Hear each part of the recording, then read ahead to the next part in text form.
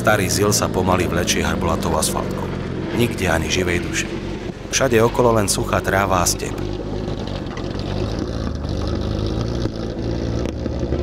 Na obzore sa čertajú zasnežené vrcholy, ale cieľ je v nedohľadne.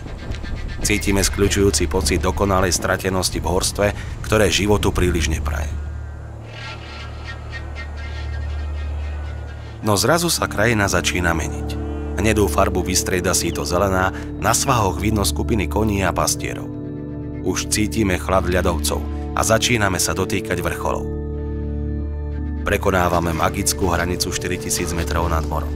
Obloha je tak blízko, že sa jej možno dotknúť. Problémy civilizácie zostali doma. Hlava je odrazu čistá, presne tak ako kopce na vôku.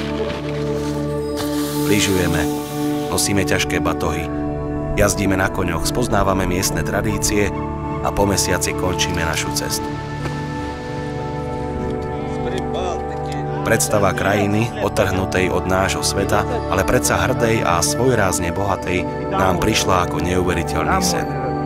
Tunajší ľudia sú v ponímaní nášho sveta zaostali a chudobní. No človek odrazu pochopí, že porovnávanie nie je vhodné. Že spokojnosť nemusí byť vyčíslená vo farebných televízoroch a mikrovlnných rúrach.